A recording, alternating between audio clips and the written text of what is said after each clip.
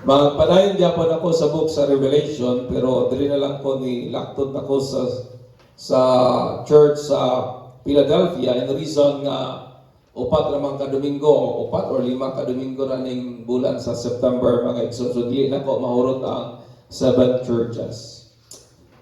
Incredible promises to those who keep the command to persevere. Ang pinasahi ba, ang way susama ba, ang kahigulungan bang saan niyatong nagtipig, naghupot sa sugo sa paglahutay. In Revelation 3:7-13, sunda ko ninyo sa ilong, ang pulong sa Diyos nagingon, to the angel of the church in Philadelphia, write, this thing says, he who is holy, he who is true, he who has the key of David, he who opens and no one shuts, and shuts and no one opens. I know your words. See, I have set before you an open door, and no one can shut it. Ingon niya, for you have a little strength, have kept my words, and have not denied my name. Indeed, I will make those of the synagogue of Satan, who say they are Jews and are not, but lie. Indeed, I will make them come and worship before your feet, to know that I have loved you. And that in verse 10, ingana niya, because you have kept my command to persevere, I also will keep you from the hour of trial, which shall come upon the whole world, to test those who dwell on the earth. Behold, I am coming quickly. Hold fast what you have, that no one may take your crown. He who overcomes, I will make him a pillar in the temple of my God, and he shall go out no more. I will write on him the name of my God, the name of the city of my God, the new Jerusalem, which comes down out of heaven from my God, and I will write on him my new name. 13, he who has an ear, let him hear what the Spirit says to the Scripture, or what the Spirit says to the churches, mga igsoon. Ang paglahutay, usagid kani kabutang nga mahinungdanon sa kalampusan. Amen. Perseverance is vital ngadto gyud sa success.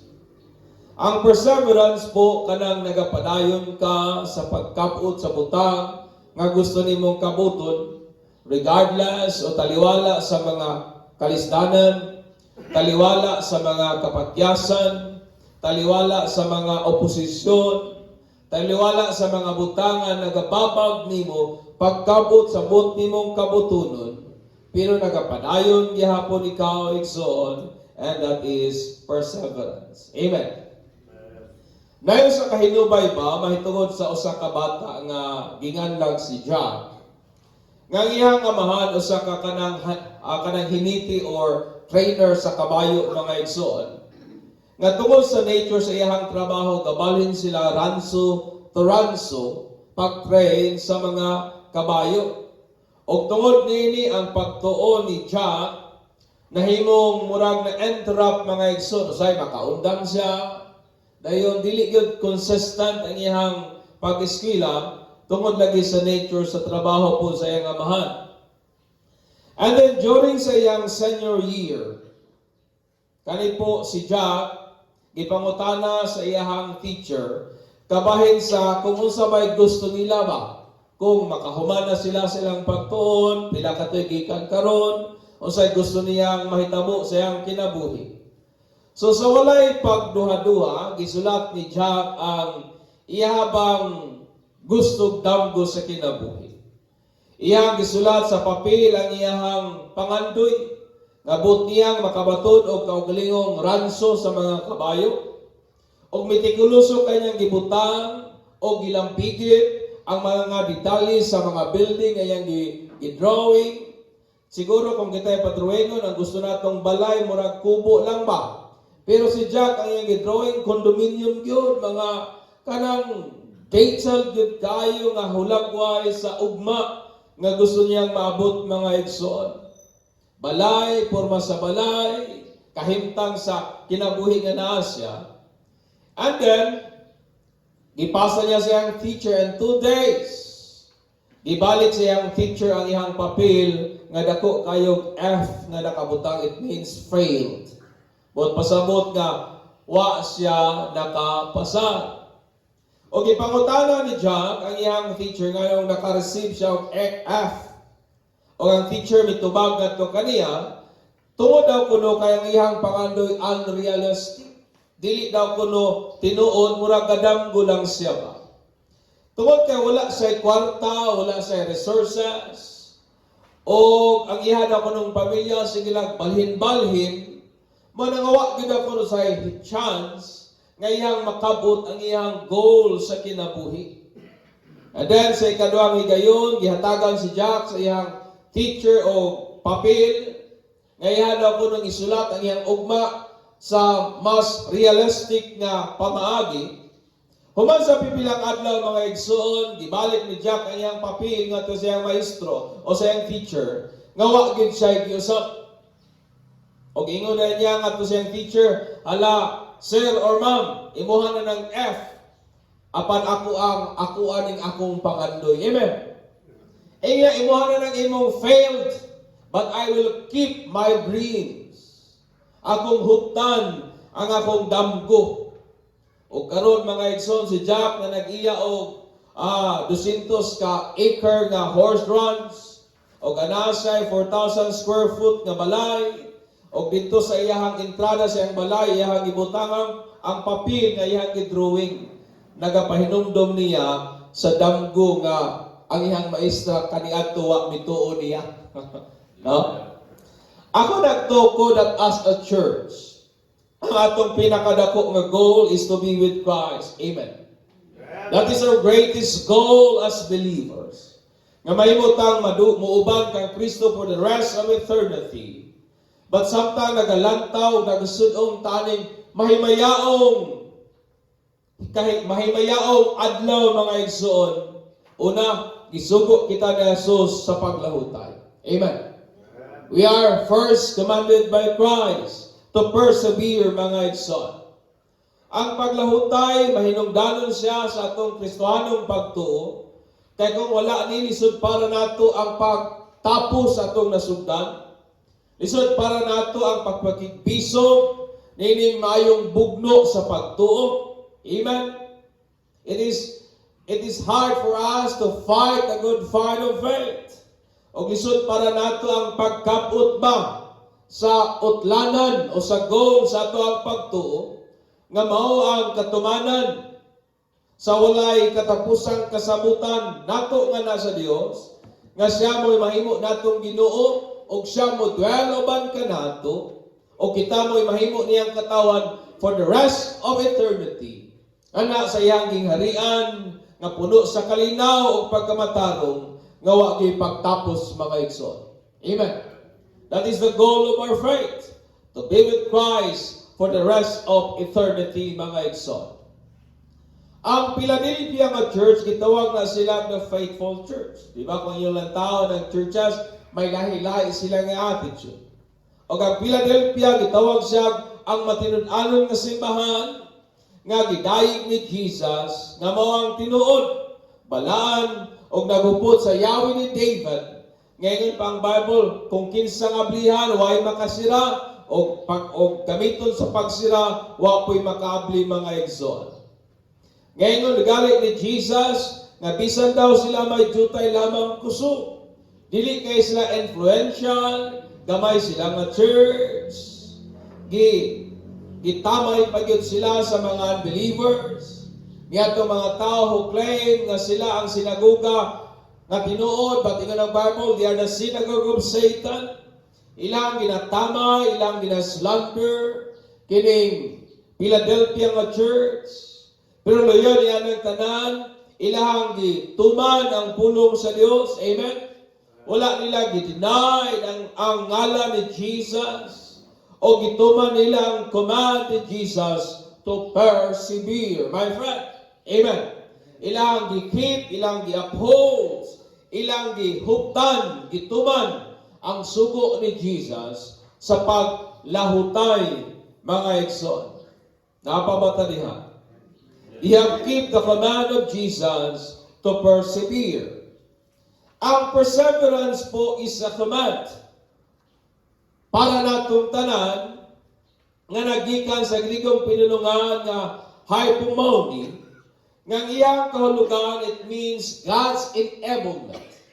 Nga ikaw ba gina-enable ta sa Ginoo aron nga makapabilin kita ilalom sa mga pressure, ilalom sa mga stresses, ilalom sa mga challenges, ilalom sa mga difficulties sa kinabuhi, with great expectation, mo na ang pagbalik ni Jesus, mo na ang atong paglaom, in a cheerful heart. Amen. Nga bisan pag naka sa mga kalisdanan, bisan pag naka sa mga pressure, bisan pag halos imong lukdo ang tibuok kalibutan, pero nagyapon ka sa gawin kinayahan nga malaumon o kasing-kasing nga nagmalipayon, mga igsoon. Amen. Amen. Mo nang nagalahutay, dili survival. Kundi ang survival mangod naning kamot lang ka para nga mabuhi ka ugma lahi na po. Usahay ni Kristohano na lang sa survival mode pa. But ang Bible nagingon nung nagsuo na to, we need to persevere.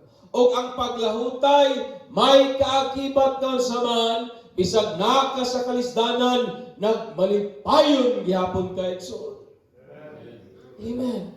Kaya kung wala na ka nagmalipayon, you are just surviving. You are not persevering. Because perseverance has this quality of enjoying. Amen. Napabata diha. And no other things that subject kill our joy more than sin. O wala gilayang butang nga nagapatay sa kalipay sa Kristohanon sa pagpangalagad sa Ginoo kanila magyong sala, mga igsoon. Og niyaning mga musunod nga mga kahibulungang mga saad kung atong tipigan, atong buhaton og tumanon kining sugo sa Ginoo sa paglahutay, mga igsoon. Inay mong tapad, gisugo ka nga maglahutay.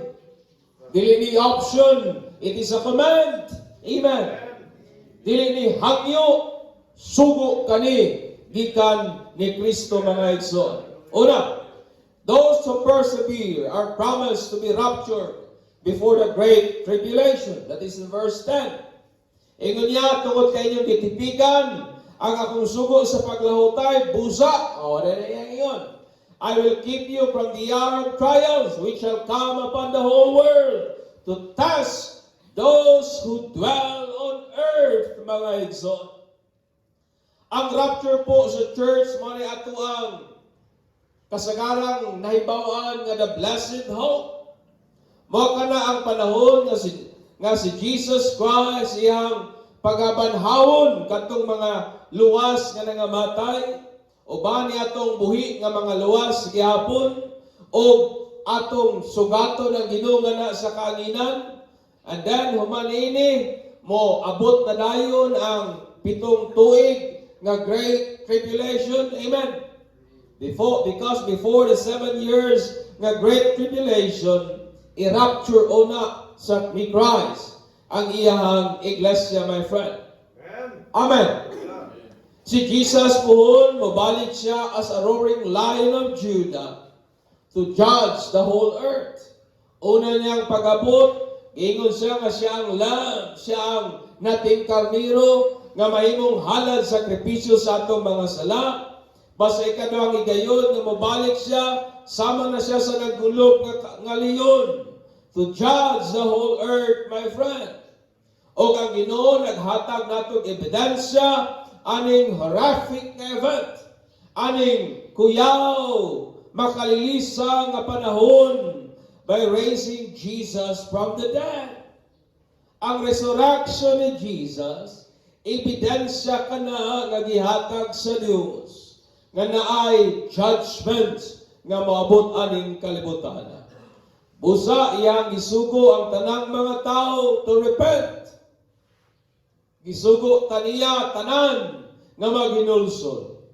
Sa diyang nagtuta sa kasiguraduhan sa pagkabanhaw ni Jesus sa pikas nga bahin at pong ginatuuhan ang kasigurado mga igsoon sa mabutay hukom, divine judgment. Amen.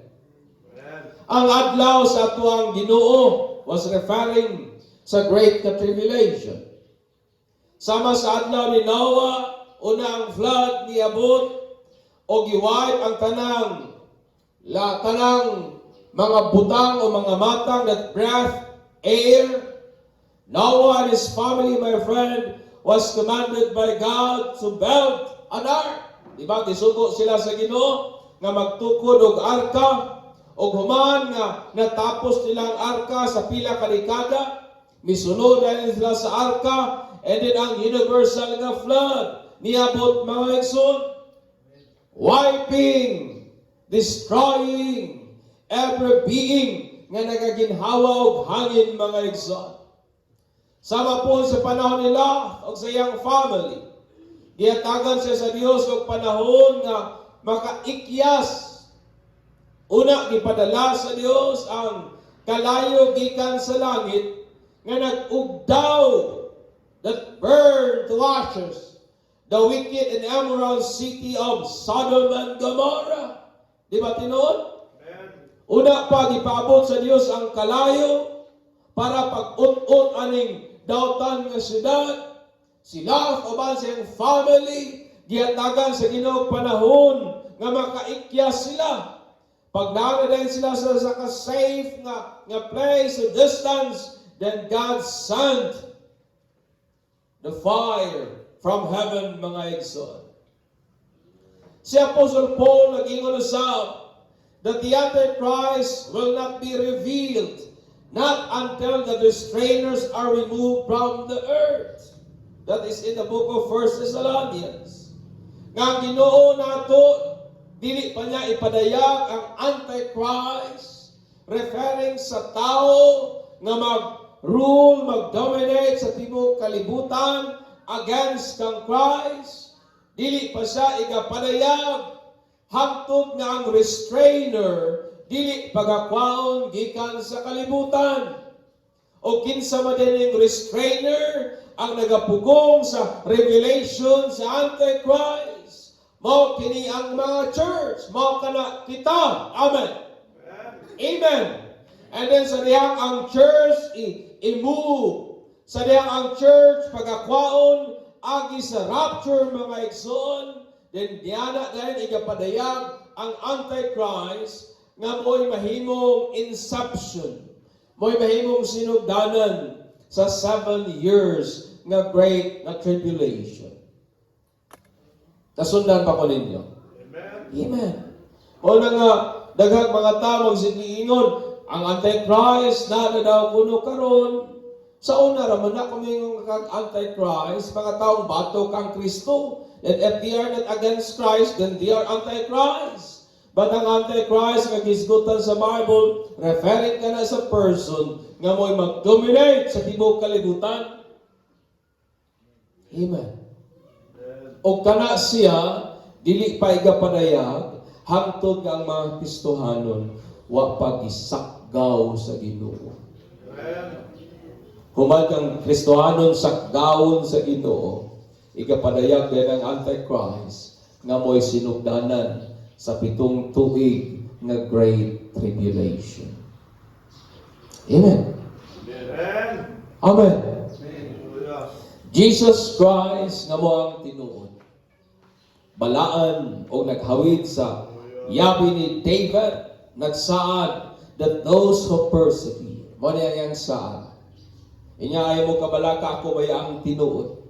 Ako balaan, it means hindi siya mamaka. Naghawid sa yawi ni David, nagsaad ni atong mga naglahutay. Mao kini iyang saad, He will keep them from the hour of trials. Iyang pagatipigan, panalipdan sa oras sa mga kalistanan o trials that will come upon the whole earth. Those who persevere, that even when they are dead, nabisan todo, nangamatay sila, they will be raptured together with those who are still alive and met the Lord in the air. Amen. Amen. Ang saan sa Ginoo kung maglahutay ta, He will keep us from the hour of trials. It means ihatang i-rapture before a great tribulation. Inay mong tapat, lahutay yun. Amen. Ikaduha, those who persevere are promised to receive the crown of victory. That is in verse 11. And yet, behold, I am coming quickly. Hold fast what you have, that no one may take your crown. And that is the crown of victory. Katong mga naglahutay, my friend, gisaaran sila sa Ginoo nga pagkasutuban sila sa kuruna sa kadaugan. Because during po sa ancient days, every time nga mga victors, magmadaugon sila sa ilahang athletic nga event, running, jogging, boxing, boxing, javelin throw, mga athletic event during sa ancient nga days, katong magdaog mga igsuon, pagkasuluban ganila og kuruna, o kanang nga kuruna, kung sa atong panahon karon, tropeo. Kung sa atong nga time, pero during their days, crown, o kini nga crown, gi-refer ni Jesus sa crown of victory, nga mo ka na gitawag na to, Stephanos, my friends. Amen. Amen. Ihatang i-encourage siya nga tinuod, siya nga buhi, siya nga balaan, nagdasig ka nato nga atong hugtan nga maayo, nga dili nato buyan, nga ato magpabilin kita uban ang paggamit sa kusog sa butang nga naa nato, nga mao kining atong pagtuo o paglaom nga mao gyud si Kristo, my friend. We are commanded to hold firmly to Jesus. Nga kung maglahutay ta uban sa mong pagtuo, nga kung magapadayon ta uban sa mong paglaom accordingly, then the Bible said, we will receive the crown of victory. Amen. Pagasuluban kita sa kuruna igsuon sa kadaugan. So imagine na imong kaugalingon nga magsulog og crown of victory. Di ba pagkanindot mga igsoon, ikatulo. Those who persevere are promised to be in the presence of God endlessly. That is in verse 12 to 13. Verse 12, brother, ingon niya, he who overcomes, I will make him a pillar in the temple of my God, and he shall go out no more. Human sa millennial reign ni Jesus, nagtuo ta nga, human sa rapture. Di ba, 7 rapture, sunod tayo ng 7 years na great na tribulation. Muna ng Bible, to test sa mga tao, to judge sa mga tao nga naning kalibutan nga wala ni submit nga na sa lordship ni Jesus. And then human dahil sa tribulation is ang millennial reign, that is 1,000 years nga paghari ni Jesus. O human dahil anang 1,000 years nga paghari ni Jesus, buyan dahil ang yawa o maglagaw-lagaw siya o iyang linglahon ang daghang mga nasod, and then makakabig siya mga tao that will fight against Christ, and then ang battle of Armageddon na dayon, and then humanday niya na pagahukman sa Diyos ng tanan, humanday nga pagahukman sa Diyos ng tanan, that is a great white throne judgment, musunod na dayon nga bag-uhon ni Jesus ang tanang mga butang.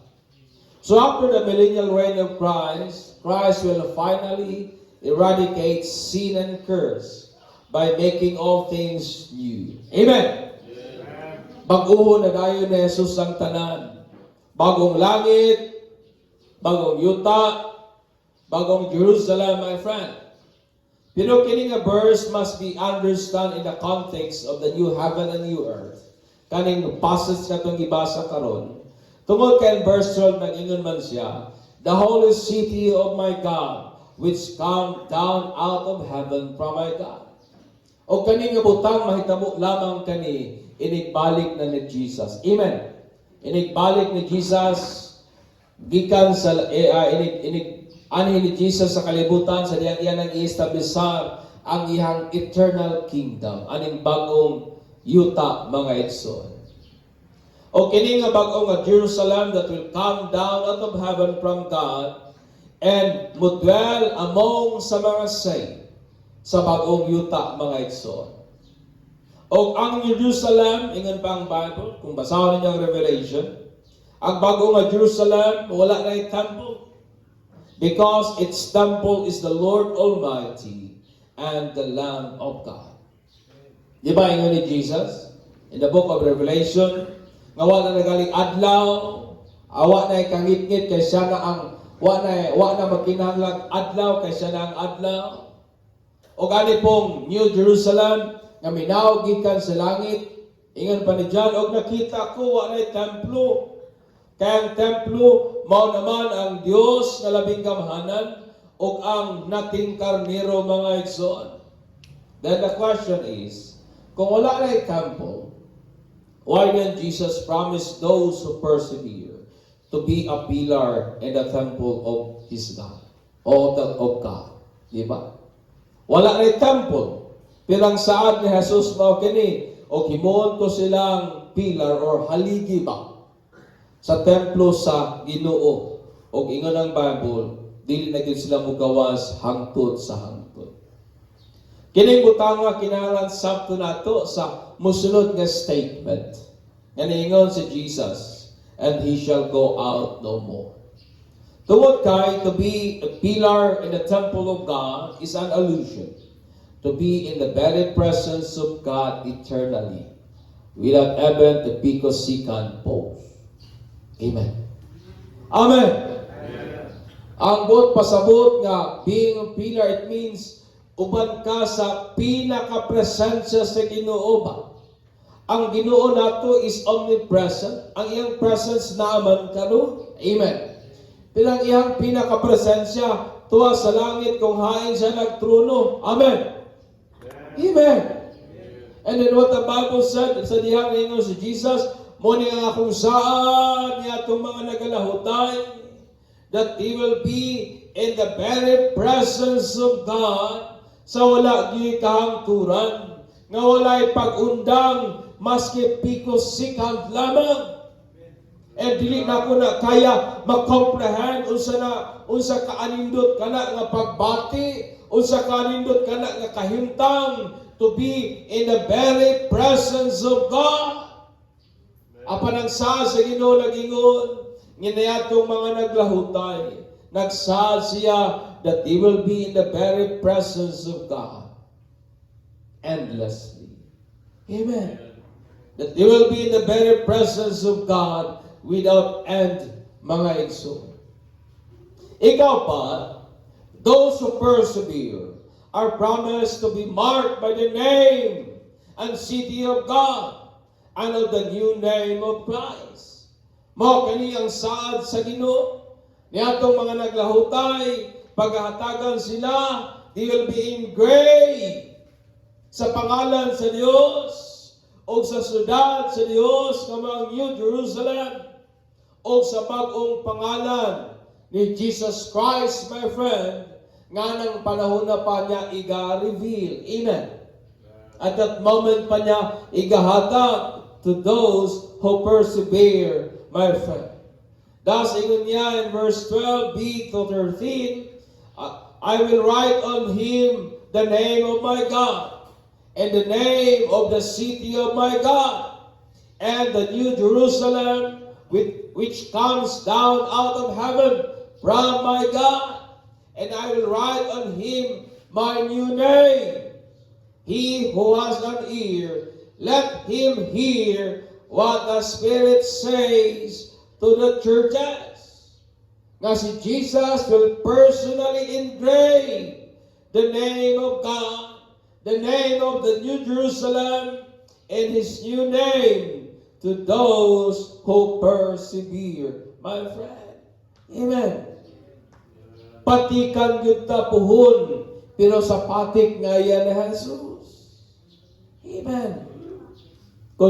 Kung sa pikas nga bahin ba, may marking ka nga you are eternally beloved to Christ. Amen.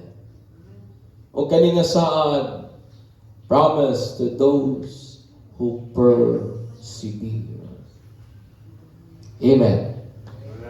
Perseverance is a divine enablement for believers to remain under pressure in a hopeful and cheerful attitude. Sumangutan ako nimo karon, malipayon ka pa ba? Sige daw ko no. Ina na yung pangutan na yung tapa, ina siya nga, malipayon ka pa ba? Ikaduha, malaumon ka pa ba? Because persevering, kanang nagalahutay ka, it means nagahupot pa ka sa paglaom. O kanang paglaom nga itong gihuptan, mo ang saan mo balik sa Jesus. O ang butang nga nagahatag na itong kalipay, kanak yun sa Jesus, mga igsoon. Sin is a merciless killer of Christians' joy and the Lord. Huwag ilaing butang mo patay sa itong paglaom, mo patay sa tuang kadasi, mo patay sa tuang kalipay, diha kang Kristo, kining salak mga igsoon. Perseverance is a command in those who obey, mo kaniyang saan, i-raptured yun sila. Receive the crown of life. Be in the very presence of God endlessly and marked by the name and city of God and of the new name of Christ. Busa, akong hagit natong tanan, let us be perseveringly in the faith of our Lord Jesus Christ. Amen. Busa, magkinabuhi kita nga nagalahutay, magkinabuhi kita nagapadayon, magkinabuhi kita remaining under pressure aning kinabuhiya, pero sa state sa pagkalaumon. Nagaagwanta tuod kita, pero malaumon. Amen. May mga pag-antos kita, pero malipayon. Ang butangan nagatukmod aning tanan, si Kristo mga igsoon. Amen. Ang atong relasyon, ang atong pagtuo, diha kang Kristo. Thus, I encourage you, brethren, obey the command to persevere. Amen. Tingnan na mong tapat, lahutay yun. Amen. Pero kung wak na ka nagmalipayon, di na lahutay. You are just surviving. Kaya ang paglahutay, nagpabilin kang malaumon. Kaya ang paglahutay, naa ka sa kahimtang nga nagmalipayon. Bisag may mga kakulian, may mga pressure, may mga unfairness, may mga injustice, may mga pain sa kinabuhi. You remain under pressure, yet puno sa paglaom o malipayon. Aninog tama kay Zon, o gatong pasidong ka na Ginoo sa